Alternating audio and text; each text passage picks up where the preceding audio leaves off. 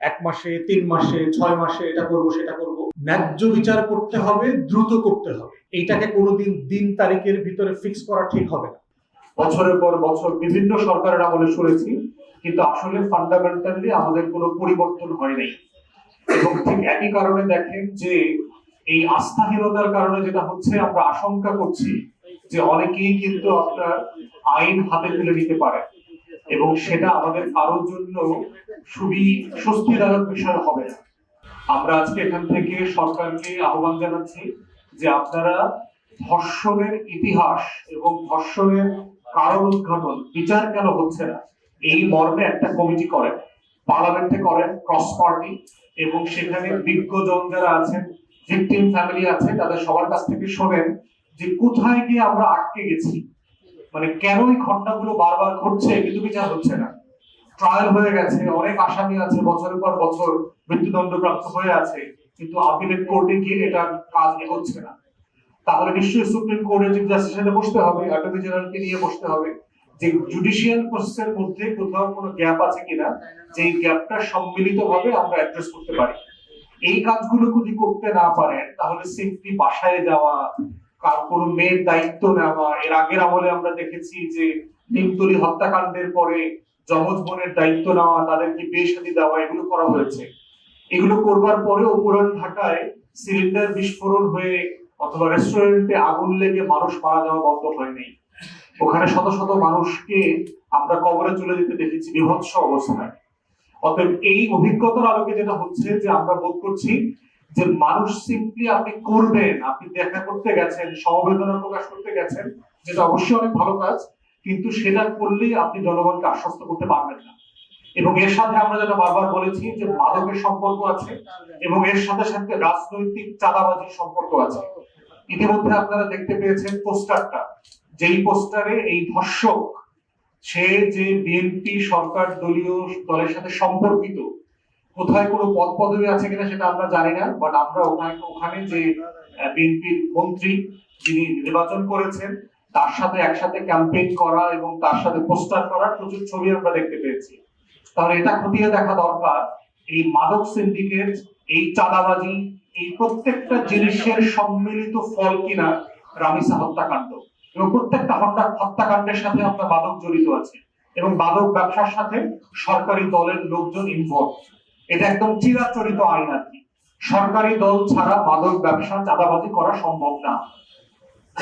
তাহলে সেই জায়গাতে সরকারকে আশ্বস্ত করতে হবে যে আপনি শুধু রামিসার বোনের দায়িত্ব নেওয়ার দরকার নাই, আপনি যেদিন প্রধানমন্ত্রী হিসাবে শপথ নিয়েছেন সেদিনই আপনি রাষ্ট্রের দায়িত্ব নিয়েছেন, 20 কোটি মানুষের দায়িত্ব নিয়েছেন।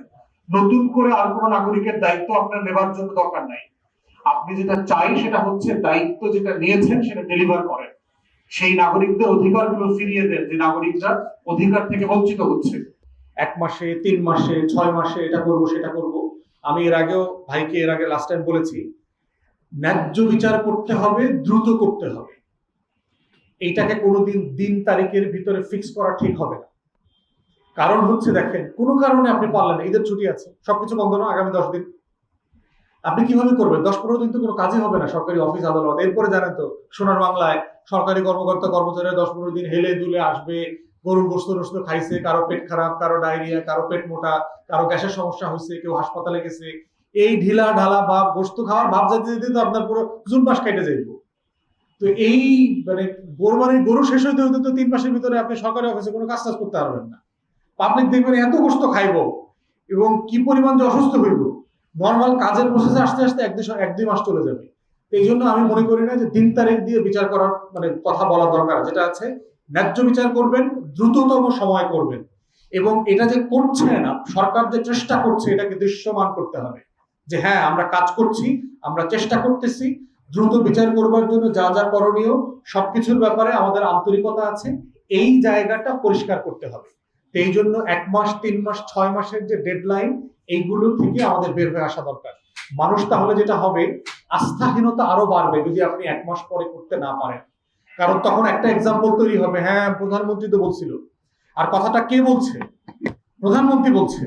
মানে এরপরে তো আর কোনো কথা বলার আর কোনো জায়গা নাই। তাহলে প্রধানমন্ত্রী একটা কথা বলবার পরে যদি 1 মাস পরে সত্যি সত্যি বিচারটা না হয়, বিচার করা মানে কি ট্রায়াল কোর্ট? আপনি না হয় ট্রায়াল কোর্ট আইন মন্ত্রণালয়ের অধীনে আপনি হুকুম টুকুম দিয়ে টিয়ে সবকিছু করলেন, তারপরে সুপ্রিম কোর্টে যাবে না? হাইকোর্ট অ্যাপিলেট ডিভিশনে আগের ধর্ষণের মামলাগুলোর আপিল পেন্ডিং আছে না? 3 বছর 6 বছর 5 বছর হয়ে গেছে।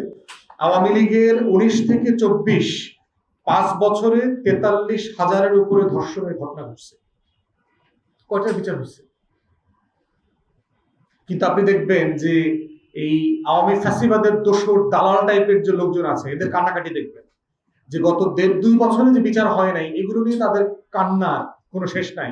হামে 500 শিশু মারা গেছে, অবশ্যই দুঃখজনক, কিন্তু 24 সালে যে হাসিনা 1400 পোলাপানকে গুলি করে মেরে ফেলছে, এই জন্য তাদের দেখবেন যে কোনো চোখে কোনো পানি নেই।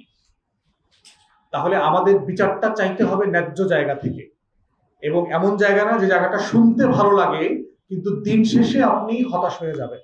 সেই রকম দিন তারিখের ঘোষণায় যাওয়াটা কাম্য না। আমরা এই পজিশনের সাথে একমত না।